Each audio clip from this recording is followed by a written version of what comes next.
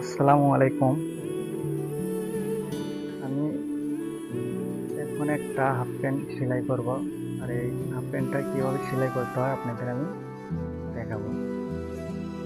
তো আমি হাফ প্যান্টটা কাটিং করে নিয়েছি। এখানে হাফ প্যান্টের ২ টা পার্ট আছে আর একটা কলি।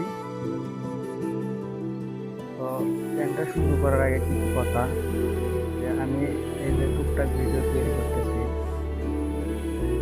কিন্তু আমার লক্ষ্য হচ্ছে যারা এই দর্জি কাজ শেখার জন্য অনেক আগ্রহী এবং নতুন এবং কিছু শিখছেন, ভালোভাবে কাজগুলো করতে পারতেছেন না, কিছু কাজ করতে আটকে যাচ্ছেন, তাদের উদ্দেশ্যই আমার এই ভিডিওগুলো তৈরি করা। তাদের উদ্দেশ্যে আমি একটা কোর্স তৈরি করতেছি, একদম শুরু থেকে সহজভাবে, মানে শুরু থেকে একদম শেষ পর্যন্ত যতটুকু শেখানো হয় বা শেখানো লাগে সেগুলো আমি ধারাবাহিকভাবে শেখাবো এবং ভিডিওগুলো ছাড়বো। তাই আপনারা এই পেজটা ফলো করবেন এবং বন্ধুদের মাঝে শেয়ার করবেন, যাতে যারা শিখতে চায় তারা যেন শিখতে পারে। তো চলুন এই হাফ প্যান্টটা সেলাই করা যাক। তো আমি একটা পার্ট নিলাম প্রথমে।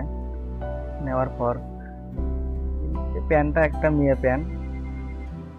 এইটা কোমরেও কোমরে কোমরে ইলাস্টিক হবে এবং নিচে পায়ের ময়ূরীতেও ইলাস্টিক হবে। তো আমরা পায়ের মুহুরিতে 1/2 ইঞ্চি কাপড় বাড়তি রেখে এই কলিটা এভাবে রাখবো। রাখার পর এই সাইডে 1 ফিটের একটু বেশি বা 1/2 ইঞ্চির 1 ফিট পরিমাণ কাপড় কম রেখে আমরা এই সেলাইটা দিয়ে নিব।